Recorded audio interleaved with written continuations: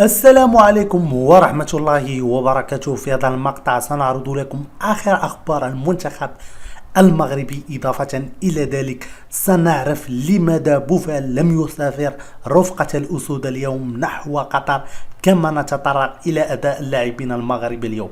والبداية بمحترفين أونجي، حيث استغل أوناحي عدم استدعائه لمباراة اليوم مع فريق أونجي، وذلك بسبب الكسر الذي تعرض له على الأنف. كما أشرنا في فيديو البارحة أن هذه الإصابة لا تهدد مشاركته رفقة الأسود في مونديال قطر، وتوجه أوناحي إلى المغرب لمرافقة بعثة الأسود نحو الدوحة. أما سفيان بوفال فهو الآخر لم يشارك ولم يستدعى في مباراة فريق اليوم، لكن هذا الآخر لم يرافق بعثة الأسود، كما أكدنا سابقا أن بوفال جاهز للمشاركة رفقة الأسود. فسبب عدم مرافقة بوفال بعثة الأسود اليوم هو أن سفيان فضل قضاء بعض الوقت مع عائلته قبل التوجه إلى قطر رفقة اللاعبين الذين سيتوجهون غدا إلى الدوحة.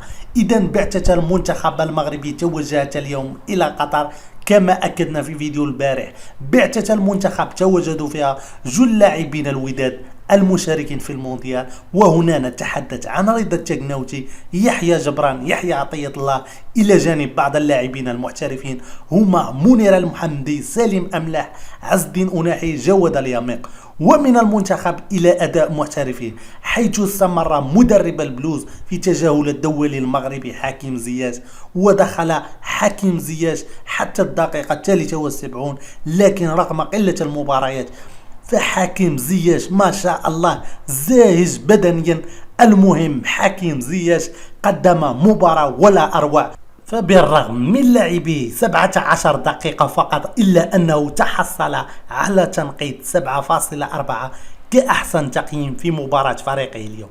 ومن زياش إلى حكيمي، كما العادة حكيمي لعب مع النادي الباريسي أساسي وقدم مستوى أكثر من رائع، لا من الناحية الدفاعية ولا من الناحية الهجومية، بل أكثر من ذلك سجل هدف بعد مجهود خرافي. فبعدما كانت ركنية لفريق الخصم ضاعت لهم الكرة، كما نلاحظون القطار السريع أطلق أقصى سرعة له ومرر له زميله تمريرة من ذهب، تلقى الكرة وسط مدافعين وسجل هدف رائع. فلو كان حكيمي في كل مرة يتلقى تمريرة كهذه لا أصبح حكيمي هدافا للدوري الفرنسي، فسرعته الخيالية تقضي على المدافعين وترعب الحراس. فكما لاحظنا في كل مباراة يعمل حكيمي ويطلق سرعته الخيالية إلى الأمام كهذه التي سجل بها اليوم، لكن زميلهم بابي وميسي يتجاهلون التمريرات بحجة أن حكيمي مدافع